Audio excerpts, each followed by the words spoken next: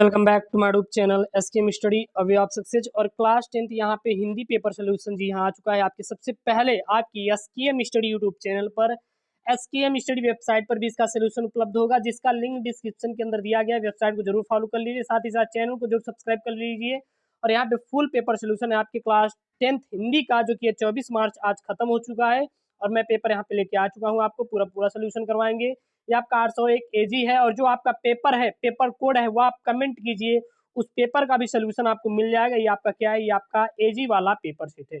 और हाँ, कोई भी दिक्कत कहीं से भी आ रही बिल्कुल कमेंट कीजिए, पूरी यूपी बोर्ड की तैयारी करवाएंगे। बिल्कुल आपको कमेंट करना है और चैनल को जरूर सब्सक्राइब कर लेना है, क्योंकि अभी आपके जीव विज्ञान, गणित और होम साइंस सारे पेपर बचे हुए, तो सारा हम आपको तैयारी करवाएंगे। तो 3 घंटे 15 मिनट का आपका समय दिया गया था, और पूर्णांक पूरा 70 अंक का आपका क्या था, पूर्णांक था।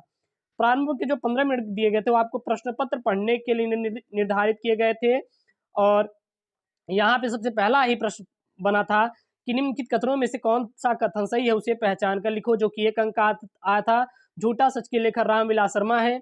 आवारा मसीहा के मसीहा एक उपन्यास है, जो आवारा मसीहा एक उपन्यास है। या फिर महादेवी वर्मा एक उपन्यास लेखिका है। या फिर हंस पत्रिका के संपादक मुंशी प्रेमचंद्र हैं।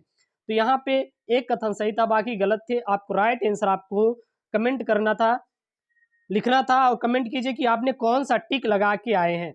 अगला यहाँ पे प्रश्न है, पूरा मैं सोल्यूशन इसका करवा दूंगा, टेंशन ना लीजिएगा, ठीक है। कलम का सिपाही के रचनाकार कौन है? प्रेमचंद्र, हजारी प्रसाद द्विवेदी, अमृत राय, हरिवंश राय बच्चन। यानी जो कलम का सिपाही है, इसके रचनाकार का नाम लिखना था। अगला यहाँ पे था, क्या था? निम्नलिखित में से किसी एक कृति के लेखक का नाम लिखिए। आषाढ़ का एक दिन, क्या भूलूं क्या याद करूं, रंस मीमांसा, संस्कृत की 4 अध्याय। अगला था यहाँ पे सूरज का 7वां घोड़ा के लेखक का नाम लिखिए। फिर था, उसने कहा था कि किस विधा की रचना है, एक उपन्यास है, या फिर यात्रावृत्त है, या फिर एक कहानी, या फिर क्या है, एक आलोचना है। अगला यहाँ पे दूसरा प्रश्न बना था, क्या बना था? दो की एक अंक थे और दो भी अंक के आए थे। रीतिबद्ध काव्यधारा के 2 कवियों के नाम लिखिए। छायावाद की किन्हीं 2 मुख्य विशेषताओं को उल्लेख कीजिए, और प्रिय प्रवास के रचनाकार का नाम लिखना था। अगला यहाँ पे प्रश्न बना था गद्यांश पर आधारित, जो कि आपके 6 अंकों का गद्यांश था। निम्नलिखित पद्यांशों में से किसी एक गद्यांश का नीचे दिए गए आप लोग उत्तर लिखना है। क्या था यहाँ पे? कुसंग का ज्वर सबसे भयानक होता है। मैंने इसको करवाया भी था, आपको पता होगा, यदि आप एसकेएम स्टडी से जुड़े थे तो बिल्कुल ये प्रश्न आपका करके आए होंगे, क्योंकि मैंने इसको करवा भी दिया था, जो कि आपके मित्रता पाठ से लिया गया है। कुसंग का ज्वर भयानक होता है, केवल नीति और सद्वृत्ति का नाश नहीं करता, बल्कि बुद्धि का भी क्षय करता है। किसी युवा पुरुष की संगत यदि बुरी होगी, तो वह उसके पैरों पर बंधी चक्की के समान होगी, जो उसे दिन दिन दिन अवनति के गड्ढे में गिराती जाएगी। और यदि अच्छी होगी तो सहारा देने वाली बाहु के समान होगी, जो निरंतर उन्नति की ओर उठाती जाएगी। अगला यहाँ से प्रश्न बना था, उपयुक्त गद्यांश का संदर्भ लिखिए, रेखांकित अंश की व्याख्या कीजिए। उपयुक्त गद्यांश के ससंगत की क्या विशेषता है, बताइए। अथवा में आपका बना था प्रश्न, क्या बना था? बुद्धि के जन्म की घटनाएं तो चित्रित कथाओं में है ही, उनके पिछले जन्मों की कथाओं का भी इसमें चित्रण हुआ है। पिछले जन्म की ये कथाएं जातक कहलाती हैं, और उनकी संख्या 555 है, और इनका संग्रह जातक का नाम से प्रसिद्ध है, जिनका बौद्धों में बड़ा मान है। इन पिछले जन्मों में बुद्ध ने गज, कपि, मृग आदि के रूप में विविध योनियों में जन्म लिया था, और संसार के कल्याण के लिए दया और त्याग का आदर्श स्थापित करते हुए बलिदान हो गए। यहाँ पे 3 प्रश्न बने थे, कौन से प्रश्न बने थे? उपयुक्त गद्यांश संदर्भ लिखिए, रेखांकित अंश की व्याख्या कीजिए, और जातक कथाएं क्या है, इनमें कौन कौन सी योनियों के जन्म का वर्णन है। अगला यहाँ पे आपके पद्यांश से बना था, जो कि 6 अंक का पद्यांश आया था। आपने किया था या फिर छोड़ दिया था, कौन सा किया था, कौन सा पेपर सेट था? बिल्कुल आप कमेंट बॉक्स में डाल देंगे अपना पेपर कोड, मैं उसका पूरा फुल सोल्यूशन बना दूंगा, और इसका भी आपको फुल सोल्यूशन मिलने वाला है, ठीक है। यहाँ पे क्या है, निम्नलिखित पद्यांशों में से किसी एक संदर्भ सहित व्याख्या कीजिए, उसका काव्य सौंदर्य की स्पष्ट कीजिए। यहाँ पे क्या था पद्यांश? शीश जटा उर बाहु विशाल, विलोचन लाल तिरछी सी भौं है, तूल सरासन बान धरे, तुलसी बन मार्ग में सुठी सौ है, सादर बारही बार सुभाय चितय, तुम तो हमरो मन मोह है, पुछती ग्राम वधु सी सो, कहो सावरे से सखी रावरे कहो।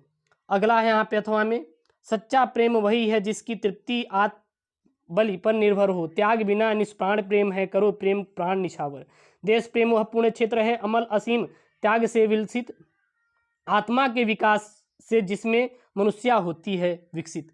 और अगला यहाँ पे लेखक का जीवन परिचय लीजिए। जो मैं आपको बताया था कि जयशंकर प्रसाद पे याद कर लीजिए, आपका जीवन परिचय आ जाएगा। डॉक्टर राजेंद्र प्रसाद पर याद कर लीजिए, 3 अंक का फंस जाएगा। और आचार्य रामचंद्र शुक्ल पर याद कर लीजिए, 3 अंक का फंस जाएगा। तो वही जीवन परिचय आपके पूछा गया और वही देखिए यहाँ पे यूपी बोर्ड परीक्षा में पूछा गया है आज।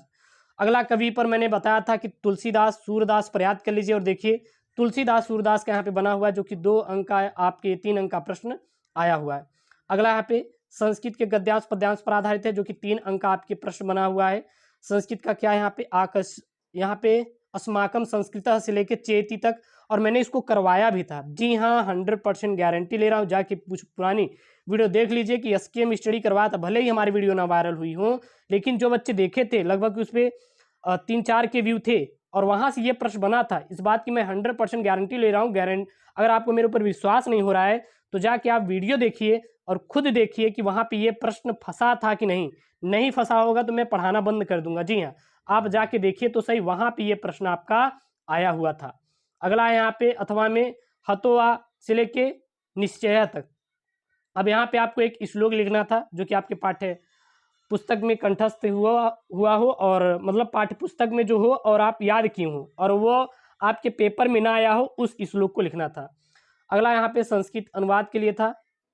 तो ये तो मैंने बताया था कि चंद्रशेखर कह आसित और ज्ञानम कुत्र संभवती, ये मैं आपको रटने के लिए बोला था। अगर जो बच्चे याद किए होंगे वो तो पेपर पूरा हल करके आए होंगे, 70 में 70 पूरा स्कोर करके आए होंगे।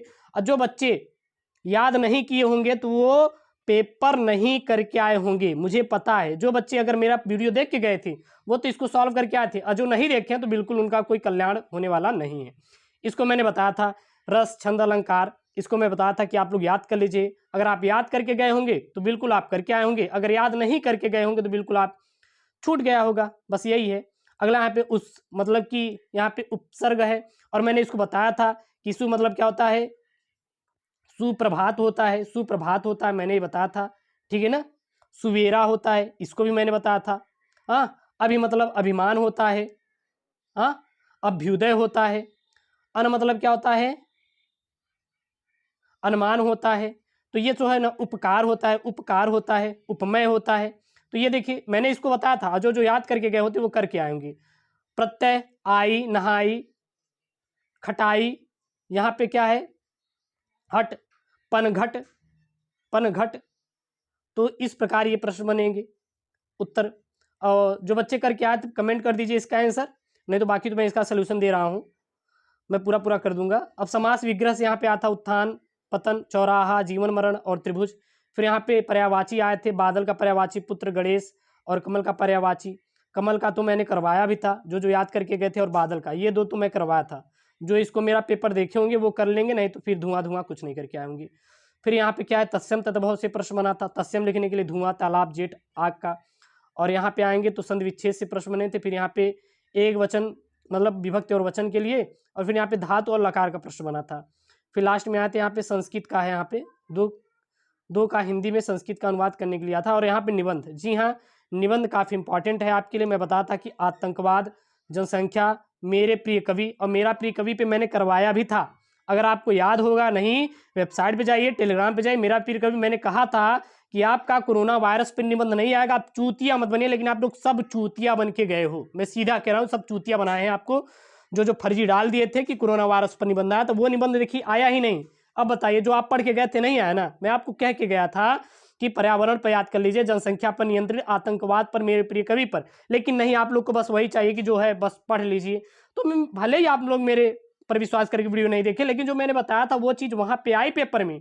इसीलिए कह रहे हैं कि आपको जो भी मैं कंटेंट देता हूं, आपको 100% जेन्युइन देता हूं, और इस बात की मैं गारंटी लेता हूं। 100 पठित में मैंने बताया था, 100 पठित तो भैया आप करके लेंगे, वो चीजें आप का वो नहीं है, लेकिन जो मैंने बताया था वो आया है। और इसका नेक्स्ट वाला, इसका फुल सोल्यूशन देने वाला हूं, आप लोग जरूर सपोर्ट करिएगा। और हाँ, जो पेपर बचा हुआ है उसमें आप गलती मत करिएगा, उसमें आपको बिल्कुल भी गलती नहीं करना है, बल्कि पूरा आपको तैयार कर लेना है। और वीडियो को सपोर्ट करिए। ओके दोस्तों, थैंक यू, जय हिंद।